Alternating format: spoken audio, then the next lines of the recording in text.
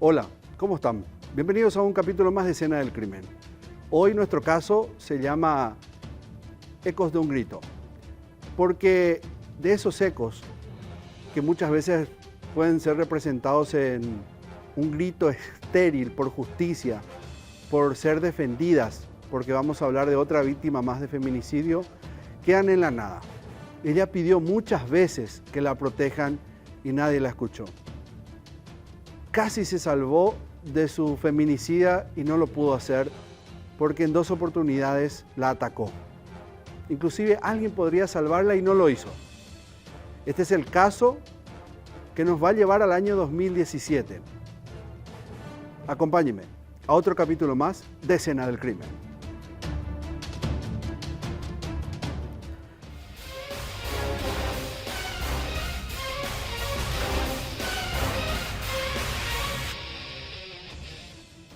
María del Carmen, ella es nuestra protagonista en este nuevo capítulo de Escena del Crimen. Hoy vamos a conocer eso que pudo haberse evitado otra vez, eso que pudo haberse de alguna u otra manera si escuchado a ella como víctima de varios hechos de violencia, seguramente hoy no la tendríamos en las estadísticas de feminicidio. Por eso es que la llamamos al caso Ecos de un grito, pero que fueron varias veces, en reiteradas ocasiones, que ella intentó que la justicia, que la policía, brazo ejecutor de la justicia, pueda arroparla, pueda protegerla y separarla de su agresor. Pero vaya paradoja, su agresor era un policía. Lastimosamente, en esto que siempre definimos como el sentido posesivo que tiene el hombre sobre la mujer, es lo que determina esa furia y la desembocadura en una muerte traumática. Esta es la historia de María del Carmen y comenzó, o en este caso terminó lastimosamente, en febrero del año 2017. Esto ocurrió.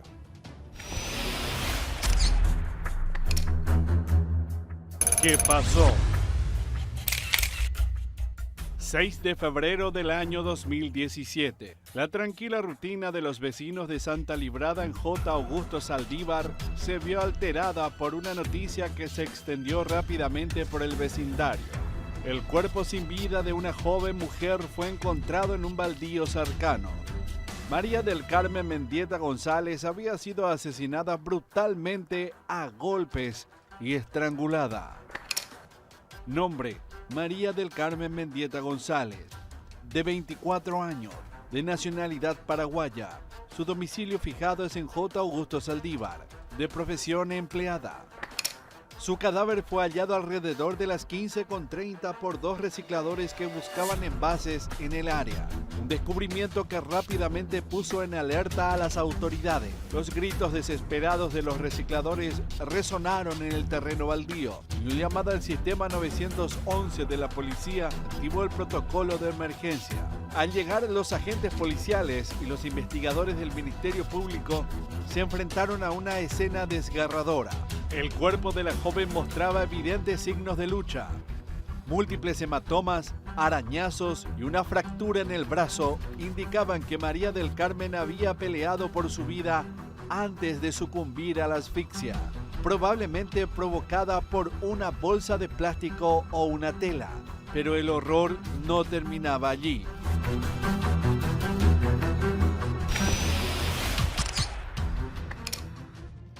¿Qué fue lo que determinó un forense en aquel tiempo con respecto a las heridas mortales que recibió María del Carmen? Vamos a leer un extracto de lo que pudimos recabar en esta investigación que hicimos referente a recortes periodísticos, también los informes que hizo el forense en su momento. A golpes y estrangulada encontró la muerte de María del Carmen. Al ser encontrada, su cuerpo estaba boca abajo y a simple vista se notaba golpes en varias partes del cuerpo. También en el rostro, el brazo y la mano.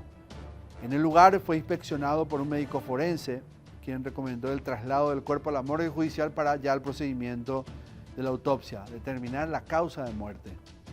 Tras realizarse la autopsia, se determinó que la causa de esta fue la asfixia por sofocación. Es decir, la víctima sufrió una obstrucción de los orificios respiratorios, probablemente le tapó la boca hasta matarla. Terrible, realmente una muerte horrenda y muy traumática. Que tenía un sospechoso, por supuesto, tenía alguien que pudiera ser el protagonista de todo eso. Y se manejaban nombres, es que no era la primera vez que ella lo había denunciado y por ahí se tendría el hilo conductor para identificarlo. Tercer capítulo, el sospechoso.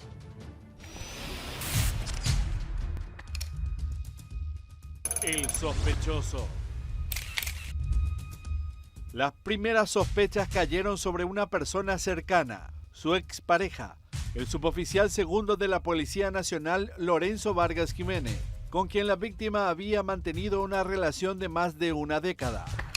Nombre: Lorenzo Vargas Jiménez, de 27 años, de nacionalidad paraguaya. Su domicilio en Itá, de profesión suboficial de policía. A las 3:30 de ella, pues ya avisa, pues ya me ya hay personas andando sale más. Ahí siendo cuaya, voy a la madre, deja ayuda, entonces vean, no ya en la hoja ya telena y se porque a topa la de muñecas y se pero es un güey. Hace, guau, uñemos hace guau. Le traído. Pues él se hizo. ¿Su pareja? Sí, su pareja tiene un hijo de 4 años. María del Carmen vivía en el mismo barrio donde fue hallada muerta. Según sus familiares, la relación con el suboficial había estado marcada por episodios de violencia y maltratos. Una realidad que, aunque silenciosa, parecía haber sido conocida por aquellos más cercanos. La joven madre de un niño de 4 años compartía su hogar con Vargas en la casa de sus padres, pero lejos de ser un lugar seguro, el hogar se había convertido en un escenario de constantes abusos. Esa tormentosa convivencia finalizó hace unos meses, cuando ella decidió separarse, tratando de reconstruir su vida lejos de su agresor. Los detalles que emergieron de las investigaciones profundizaron las sospechas sobre el suboficial Vargas. El domingo por la mañana, la joven había tenido una conversación con Lorenzo Vargas Jiménez, donde la gente le propuso un encuentro tras su jornada laboral en un supermercado de Asunción. Sin embargo, María del Carmen mencionó que debía resolver asuntos con otro exnovio antes de aceptar. Esa conversación, la última conocida entre ambos, prendió las alarmas entre los investigadores. Sí, está ya aprendido, está con personales nuestros ya, bajo ya segura custodia, como uno de los sospechosos. ¿Qué se puede comentar sobre este nuevo hecho de feminicidio, comisario? Bueno, nosotros ya en el lugar del hecho hemos constatado la fuerza que se ha utilizado con esta señorita y de hecho estamos buscando más indicios en el lugar del hecho.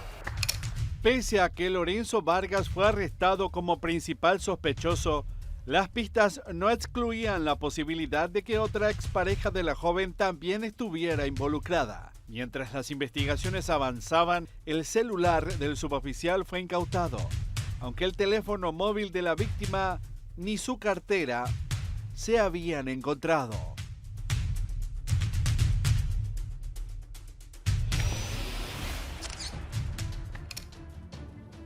Lorenzo Vargas es también el protagonista de esta historia, para mal, porque fue el que decidió matar a María del Carmen y ya fue, en este caso, en esta parte de la historia, en el capítulo 4, identificado y luego lograron dar con él.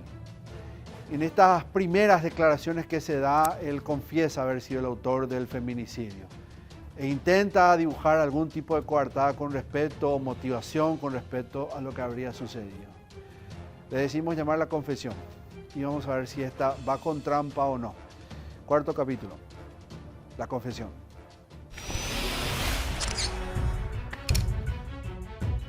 La confesión. La confesión que sacudió a los investigadores del caso de María del Carmen Mendieta llegó envuelta en una mezcla de remordimiento y desesperación. El suboficial Lorenzo Vargas, consumido por sus sueños perturbadores y una conciencia que ya no podía soportar, decidió confesar el crimen que había mantenido en silencio. Los hechos se desencadenaron cuando Vargas, el suboficial segundo de la Policía Nacional, decidió ir al lugar donde trabajaba María del Carmen en Asunción, con la intención de llevarla a un motel. Él se otorgó la autoría del hecho, dijo, o sea, aportó muchos detalles que nosotros no teníamos en cuenta, inclusive, ¿verdad? Que también en el momento del hallazgo cadáver para nosotros no nos convencía, ¿verdad? Pero ahora que él dio detalles, ya tenemos un panorama de lo que pasó ahí. Al no lograr su cometido, optó por interceptarla en J. Augusto Saldívar, cuando ella bajó de un bus para dirigirse a su casa. Desde ese momento la tensión fue en aumento. La joven, cansada de las insistencias de su expareja, rechazó nuevamente la propuesta, lo que provocó una acalorada discusión. María del Carmen intentó calmar esa situación sugiriendo que podrían verse más tarde en su casa, pero Vargas insistió en que de noche ya sería tarde. Desesperada, la joven descendió del vehículo y salió corriendo, pero el suboficial, cegado por la ira y el rechazo, la persiguió. Al alcanzarla, comenzó a asfixiarla con una bolsa de supermercado. En medio de esta brutal escena, un motociclista pasó por el lugar. Vargas, aún en control de la situación, intentó tranquilizar al transeúnte asegurando que no pasaba nada, lo que llevó al motociclista a continuar su camino, sin percatarse del horror que se desarrollaba. Esa breve distracción permitió a María del Carmen correr nuevamente, pero solo logró avanzar unos 100 metros antes de ser alcanzada por su agresor. Entre forcejeos, golpes y una violencia desmedida, el suboficial consumó el feminicidio. El peso de la confesión dejó al descubierto una verdad escalofriante. Vargas no solo había asesinado a su expareja en un ataque de ira, sino que había intentado mantener una fachada de normalidad mientras su mente lo traicionaba con imágenes que no podía borrar. Recibimos el oficio, hoy el juzgado ordena de que sea remitido a la penitenciaría vía al departamento judicial. Creo el juez creyó correspondiente remitirle, ¿no? Las pesadillas y las imágenes vividas de sus actos lo atormentaron hasta el punto de la confesión. La sombra del remordimiento finalmente lo llevó a entregar su versión de los hechos, pero la vida de María del Carmen ya había sido arrebatada.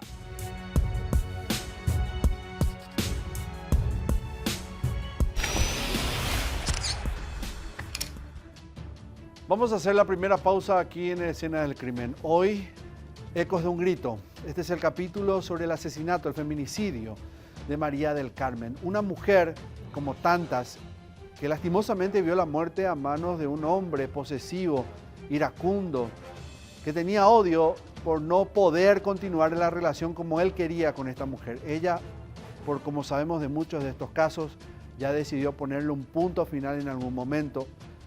Y lo que agrava es la cantidad de veces que advirtió sobre lo que iba a suceder y no la escucharon. Y de eso vamos a ver en la pausa, al volver de la pausa de esta primera en Escena del Crimen. ¿Cuántas veces finalmente gritó y no la escucharon? Pausa y ya volvemos.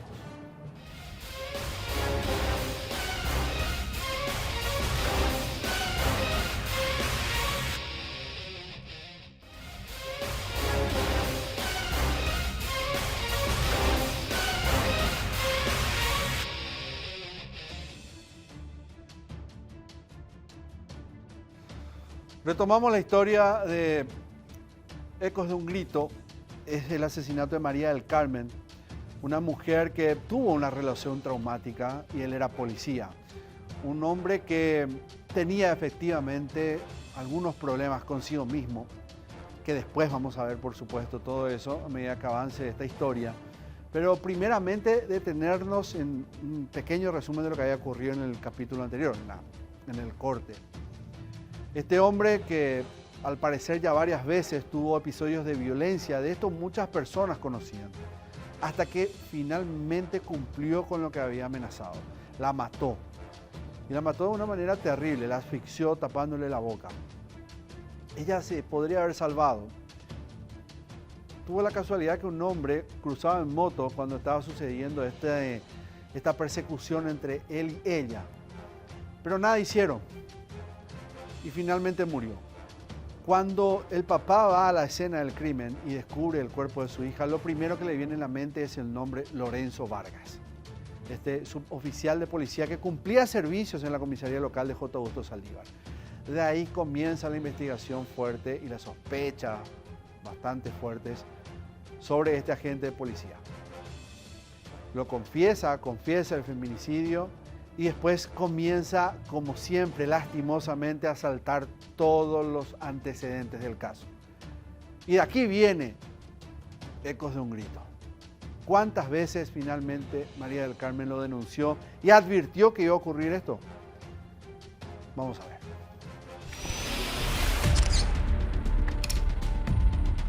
Lo denunció varias veces. María del Carmen Mendieta González vivió una vida plagada de violencia, amenazas y agresiones constantes por parte de quien debería haber sido su protector, su pareja, el suboficial segundo de la Policía Nacional, Lorenzo Vargas Jiménez. Durante años, la joven intentó buscar refugio y justicia a través de las autoridades, presentando denuncias que nunca fueron atendidas adecuadamente. A pesar de su persistencia en denunciar las agresiones, el sistema falló una y otra vez, lo que llevó a su trágica muerte. Desde el año 2013, María del Carmen acudió en 4 ocasiones a las comisarías, denunciando los abusos que sufría a manos de Vargas. La primera denuncia fue registrada ante la comisaría de Itá por violencia intrafamiliar, un grito de auxilio que pasó desapercibido. Las 3 primeras denuncias nunca fueron procesadas correctamente. Las excusas variaban, pero el resultado siempre era el mismo. La justicia no actuó. Según el informe del Juzgado Penal de Itá, María del Carmen no hizo el seguimiento correspondiente. Una justificación que deja entrever la falta de compromiso de las instituciones que debieron protegerla. Fue solo en la 4ª denuncia cuando finalmente se logró una medida cautelar en el año 2014. El Juzgado de Paz otorgó una orden que prohibía a Vargas acercarse a María del Carmen. Ellos venían con problemas de pareja, que era público conocimiento, tanto de los familiares, vecinos, amigos, y que desde el 2015 la finada María del Carmen le había denunciado a él por problemas de pareja, ¿verdad? Sin embargo, esta victoria judicial fue efímera. La pareja se reconcilió y al poco tiempo, el suboficial solicitó ante el juzgado una prevención de instancias, lo que permitió levantar esa restricción. A pesar del historial de denuncias y violencia, el sistema permitió que el agresor regresara a la vida de María del Carmen, una decisión que selló su destino. María del Carmen vivió con miedo, buscó ayuda y la encontró solo en el papel. Hoy, su nombre se suma a la larga lista de mujeres que no recibieron la protección que merecían. En diciembre del año 2016, el Juzgado de Paz decretó la perención de instancia y se anuló la medida cautelar de 2 años, que nunca se cumplió, pues el suboficial continuó la relación con la mujer.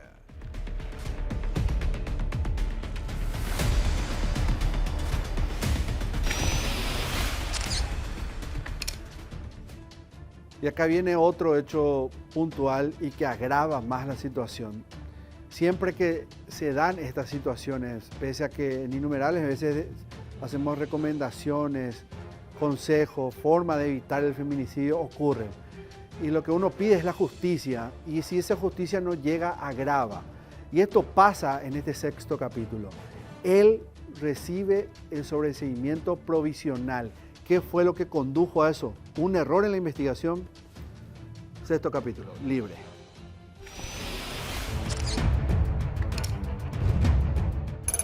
Libre. Confesó, pero para la justicia no fue suficiente. Las primeras semanas posteriores al asesinato parecían encaminar la senda de la justicia, pero rápidamente la balanza empezó nuevamente a pesar en contra de María del Carmen. Tiempo después, Lorenzo Vargas pasó de estar en prisión a cumplir medidas imputado por violencia intrafamiliar. el feminicidio parecía desdibujarse de la escena judicial. 8 meses después del crimen, en noviembre del año 2017, el suboficial fue beneficiado con un sobreseimiento provisional por parte del fiscal Adrián Ortiz. Él mantuvo la carpeta fiscal en sus manos durante 9 meses sin realizar diligencias clave para la investigación. Ortiz no cruzó llamadas entre la víctima y el imputado, no analizó las prendas de la escena del crimen y, a pesar de haber solicitado una única vez la prueba de ADN como anticipo jurisdiccional, el juez Leonardo Ledesma la rechazó, lo que debilitó aún más la causa. Cuando nosotros tenemos herramientas jurídicas para poder extender un poquito la investigación, como una prórroga extraordinaria, por ejemplo.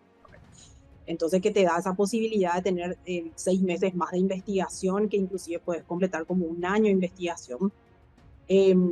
Muchas veces la recarga laboral que tenemos en algunas ciudades del país, ¿verdad? Y sobre todo en zona central, en donde hay un volumen muy grande de trabajo, bueno, a veces pudo haber pasado, ¿verdad? De que no se haya tenido el suficiente tiempo en esos 6 meses para colectar toda la información necesaria, pero también pudo haberse vencido el plazo también para pedir prórroga extraordinaria, que tenés que pedirlo 15 días antes de la fecha de acusación. Y bueno, se pudieron haber dado circunstancias, pero yo de eso ya no te puedo hablar porque realmente no tengo conocimiento, pero en este tipo de casos sí hay que decir que es prioridad absoluta para la Fiscalía, ¿verdad? Porque el bien jurídico que fue quebrantado es la vida, ¿verdad? Que es el bien jurídico más importante para nosotros, ¿verdad? Para la Constitución Nacional.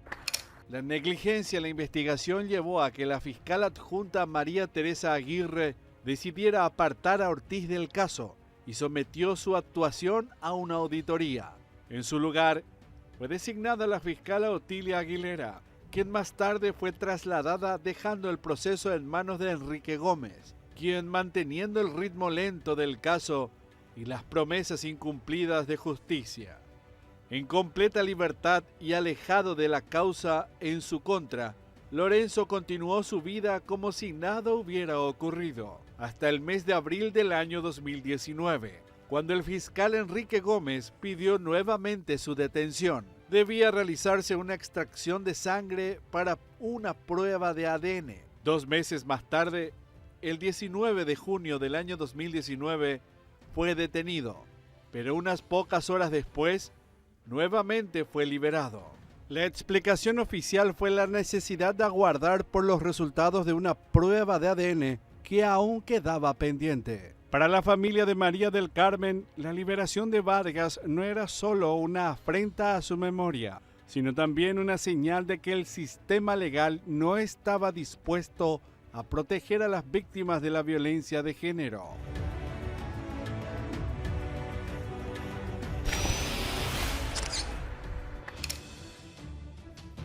Después del lamentable trabajo de este fiscal hubo un cambio. Y con ese cambio vino otro. Y tal vez ahí fue que la cosa realmente tomó el rumbo que uno hubiese querido siempre que busca justicia.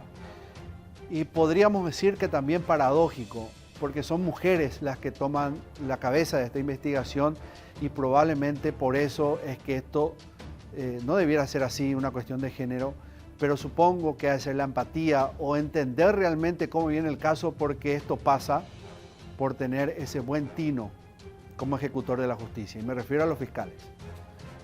Finalmente la investigación comienza a tomar vuelo, y de esta manera. La investigación.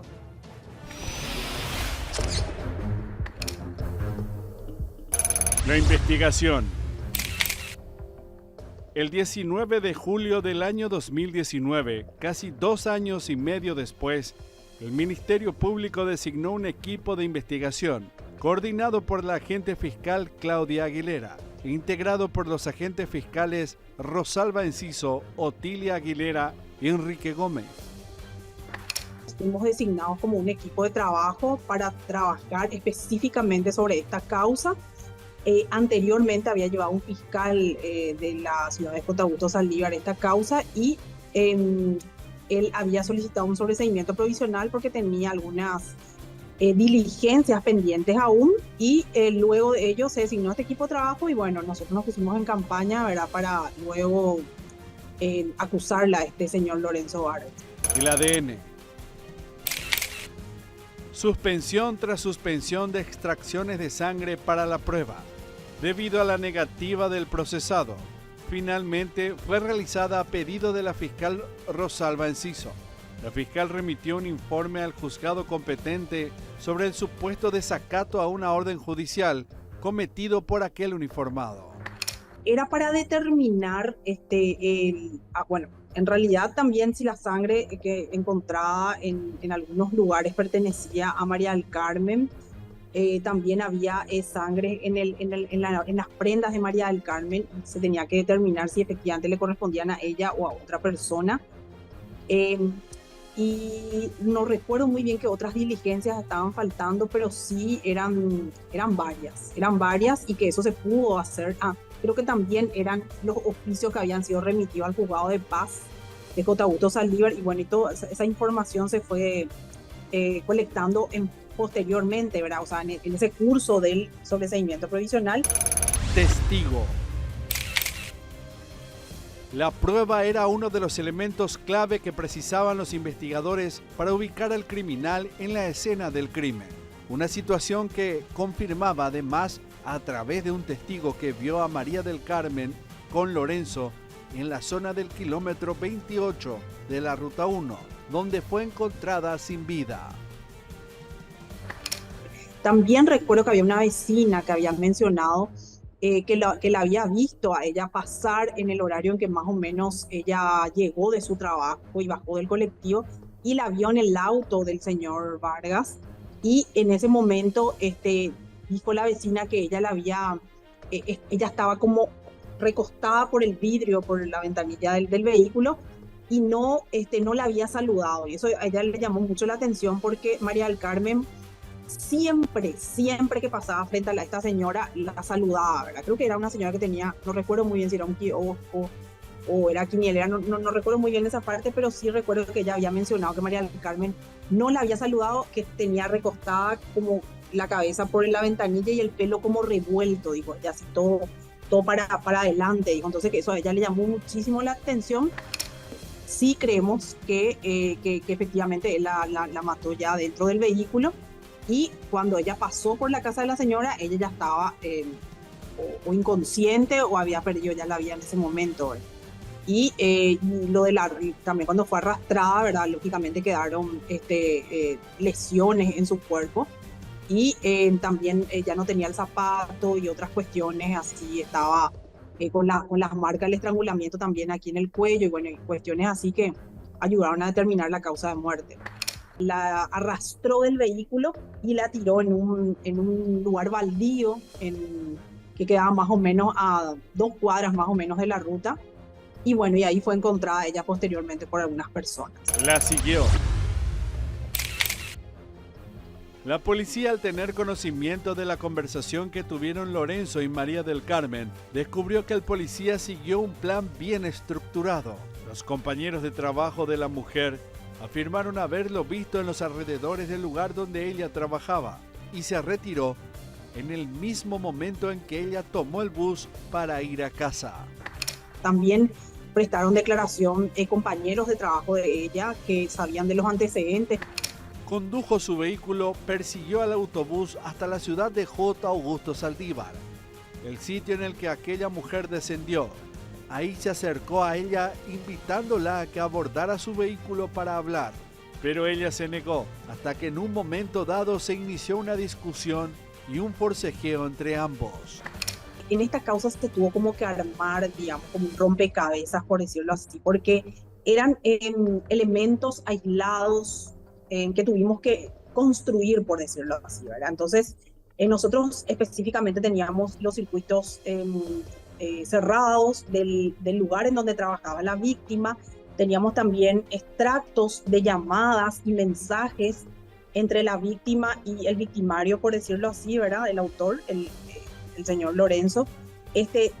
Habíamos nosotros hecho como una construcción de los horarios cronológicos respecto a el primer mensaje que ella recibió, o los mensajes, mejor dicho, que ella ya venía recibiendo días anteriores, y específicamente ese día donde ella salió de su trabajo, y desde el momento en que ella salió de su trabajo hasta el último mensaje que ella había enviado, ahí pudimos determinar el horario aproximado en el que ocurrió el hecho, ¿verdad?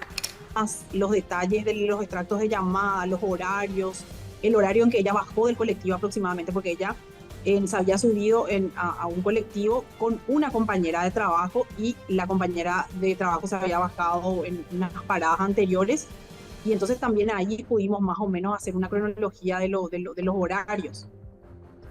También ella, esta compañera de trabajo que la venía acompañando, había mencionado que ella venía mensajeando con Lorenzo, y que Lorenzo, inclusive, ella creía que Lorenzo la estaba siguiendo a ella detrás del colectivo, porque le decía, le daba datos como muy precisos de dónde ella se encontraba y cuestiones así, ¿verdad? Entonces, lo que se habría presumido en la investigación, y lo que se tuvo por comprobado ya luego con la acusación y luego en juicio oral, fue justamente que ella bajó del colectivo, él la hizo subir al vehículo, ella subió ahí es que nosotros pudimos determinar de que ahí ocurrió el estrangulamiento, ¿verdad? No estaba bien.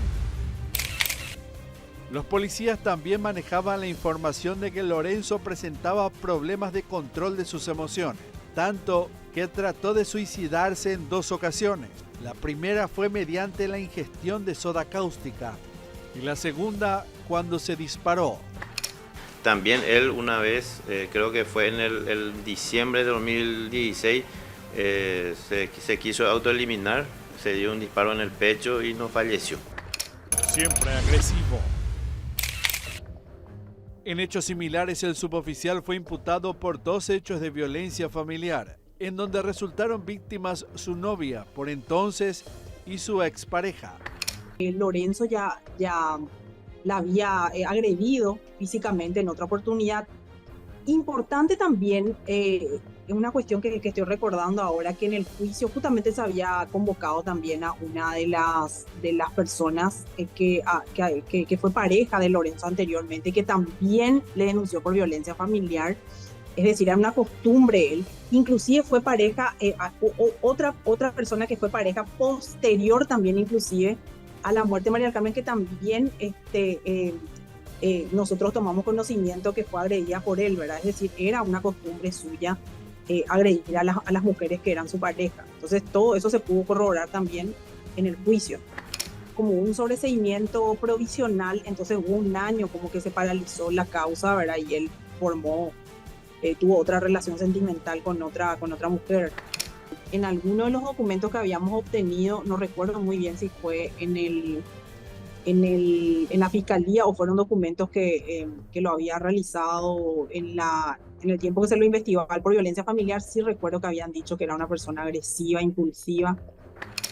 Una de las mujeres había dicho que cuando vivía con él en concubinato siempre fue muy agresivo y que no era la primera vez que la amenazaba de muerte.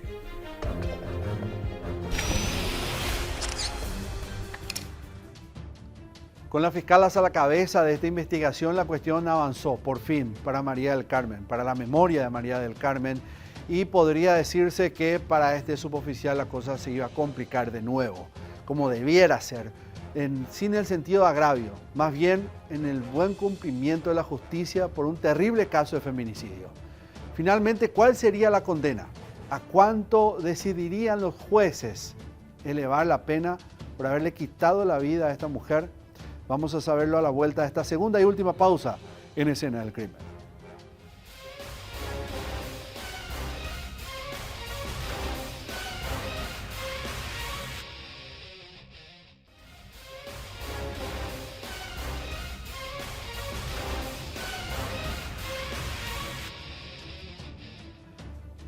María del Carmen, ella falleció en el año 2017. Desde el año 2013 que pedía que alguien la ayude, pedía justicia, pedía que la separen de ese agresor, un suboficial de policía, Lorenzo Vargas, el feminicida, que en un primer momento, por un criterio cuestionable del fiscal Adriano Ortiz, de J. Augusto Saldívar, donde sucede todo, se calificó como homicidio doloso lo que habría ocurrido cuando ya existía una ley vigente de feminicidio. Él salió libre con un sobreseimiento provisional por ese error procesal de no presentar o buscar las evidencias necesarias dentro del plazo o pedir una ampliación en el tiempo de investigación. Después de haberse nombrado a fiscalas para continuar con esto o investigar debidamente, es que la cosa cambia y él recibe una condena alta, que va a ser paradigmática para todos ustedes, ya lo verán. ¿Cuántos años finalmente decidió el tribunal elevar todo esto y encontrarlo no culpable? Último capítulo, la condena.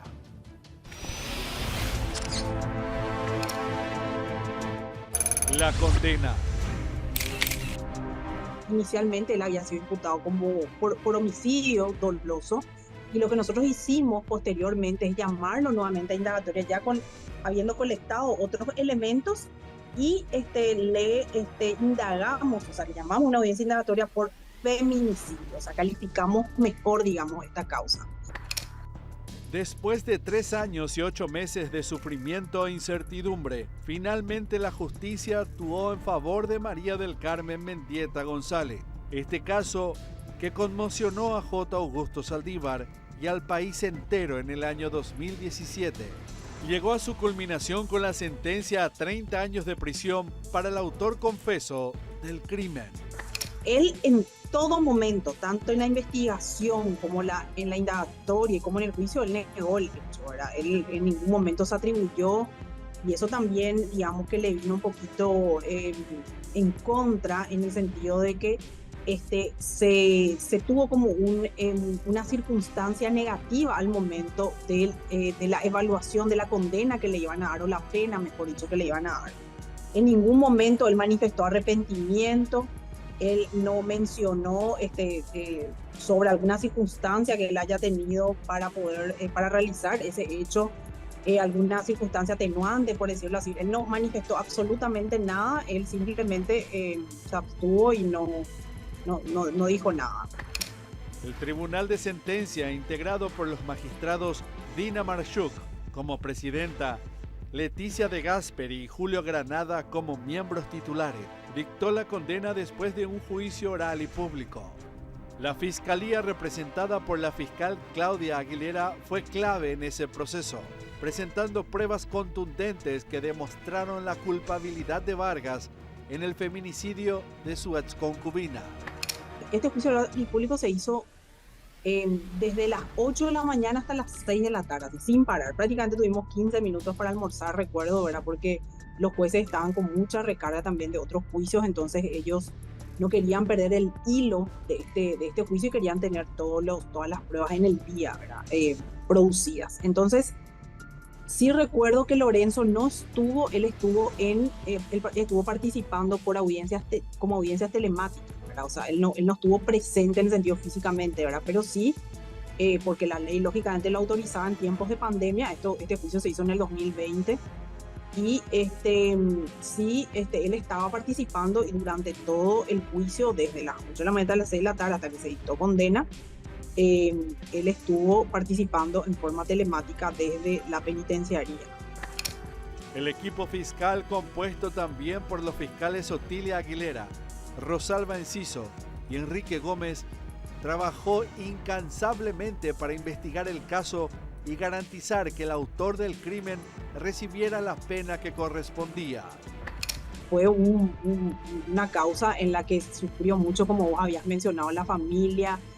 Hubo que armar este rompecabezas para poder hacer una reconstrucción de todo lo que fue el hecho en sí, ¿verdad? Y fue coronado realmente con la máxima pena que se espera para un feminicidio, ¿verdad? Que fue 30 años, que para nosotros fue muy importante porque fue el primer caso, ¿verdad? En donde por un caso de feminicidio se haya condenado a una pena tan grande, ¿verdad? O sea, tan agravada.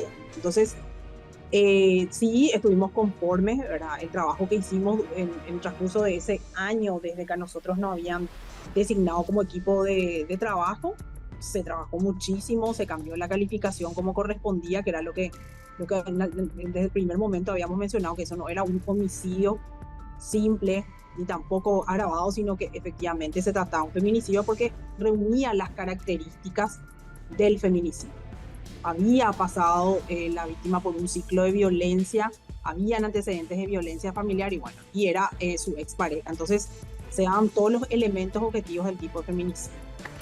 Durante el juicio, el Ministerio Público presentó evidencias irrefutables que detallaban la secuencia de hechos que llevaron al trágico desenlace. Desde las denuncias de violencia intrafamiliar que María del Carmen había interpuesto contra Vargas hasta el fatal ataque en el que el suboficial le persiguió y la asesinó con brutalidad.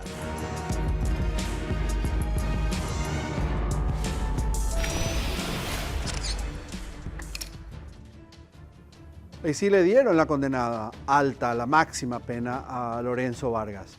Y acá no vamos a enseñar derecho penal, pero sí creo que es de sentido común entender un dato muy relevante en toda esta historia. ¿Recuerdan ustedes que por ese error en la investigación de Adriano Ortiz, él tuvo un sobreseimiento provisional?